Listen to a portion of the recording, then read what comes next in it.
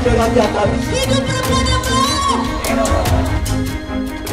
Sitek harus berjalan.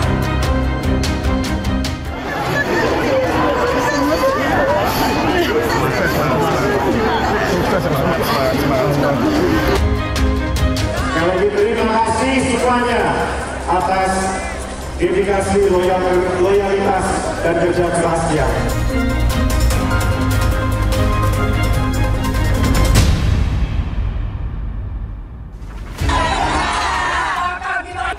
Sitek harus berjalan. Ketidakpuasan masyarakat terhadap situasi saat ini di Indonesia sempat memicu aksi bertajuk Indonesia Gelap di berbagai daerah pada bulan Februari. Namun benarkah situasi Indonesia saat ini sedang dalam ketidakpastian hingga memunculkan istilah Indonesia Gelap? Berikut 5 fakta Indonesia Gelap.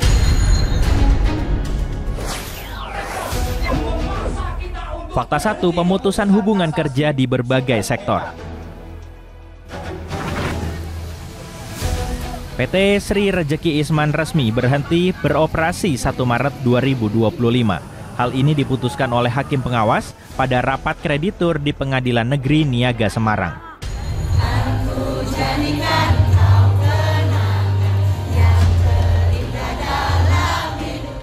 Pabrik yang berlokasi di Kabupaten Sukoharjo, Jawa Tengah ini memberhentikan 10.665 pekerjanya akibat pilot. Kita juga butuh pekerjaan ini. Saya juga terkena PHK kemarin. Ini juga bingung, utang BRI saya masih banyak. Ini kira-kira gimana? Ada solusi apa enggak? Habis ini saya menganggur. Di Garut, Jawa Barat, 2.100 pekerja pabrik bulu mata nasibnya terkatung-katung setelah pabrik menghentikan produksinya. PT Danbi Internasional dinyatakan pilot oleh Pengadilan Niaga Jakarta Pusat sejak tanggal 10 Februari 2025. PT Tokai Kagu, PT Yamaha Musik Produk Asia, PT Sanken Indonesia berencana menghentikan produksinya di awal tahun 2025 ini.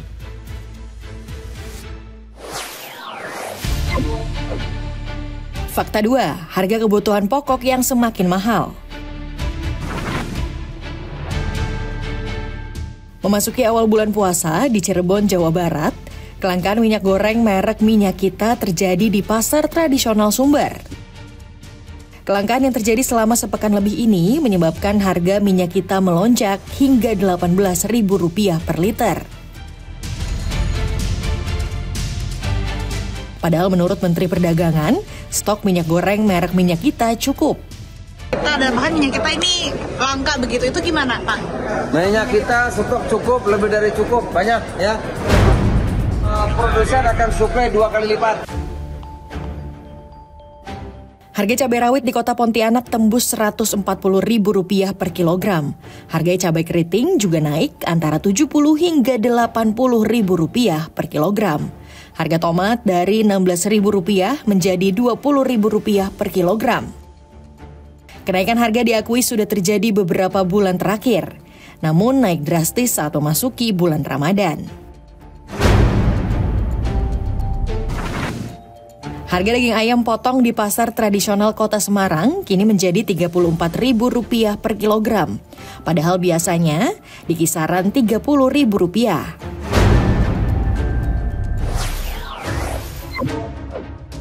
Fakta 3, nilai mata uang rupiah yang melemah.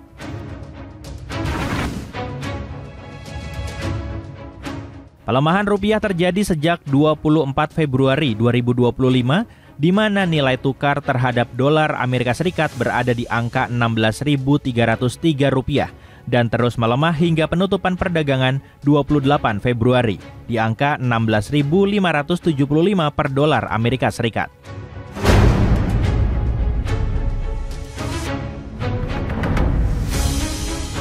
Pelemahan rupiah ini merupakan rekor sejarah sejak krisis moneter 1998 dan ketika badai COVID-19 melanda tanah air yang menyentuh angka 15.550 per dolar Amerika Serikat.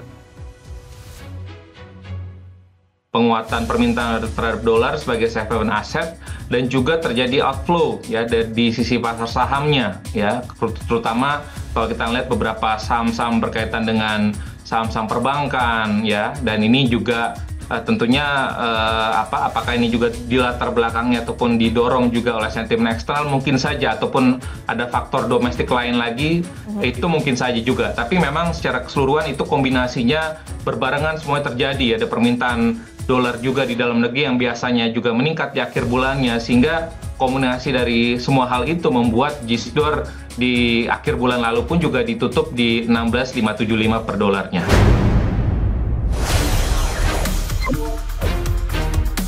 Fakta 4, korupsi yang masih marak. Maraknya korupsi di tengah sulitnya ekonomi masyarakat membuat publik geram, hingga membuat meme Liga Korupsi.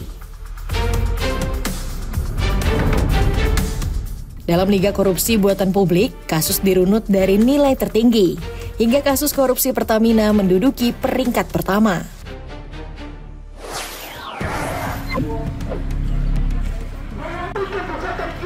Fakta 5, demonstrasi dari berbagai elemen tolak efisiensi anggaran. Puncak demonstrasi ini terjadi di Jakarta dan juga berbagai wilayah di Indonesia pada 20 Februari. Di Jakarta, aksi Indonesia Gelap yang digelar di area Patung Kuda, Jakarta Pusat. Di Yogyakarta, mahasiswa dari berbagai perguruan tinggi melakukan mimbar bebas. Dalam orasinya, masa aksi mengkritisi berbagai kebijakan Kabinet Merah Putih, mulai dari makan siang gratis hingga efisiensi anggaran. Oleh karena itu, teman-teman, hari ini aksi Indonesia Gelap juga turut diwarnai dengan pernyataan sikap oleh sejumlah mahasiswa Indonesia di luar negeri.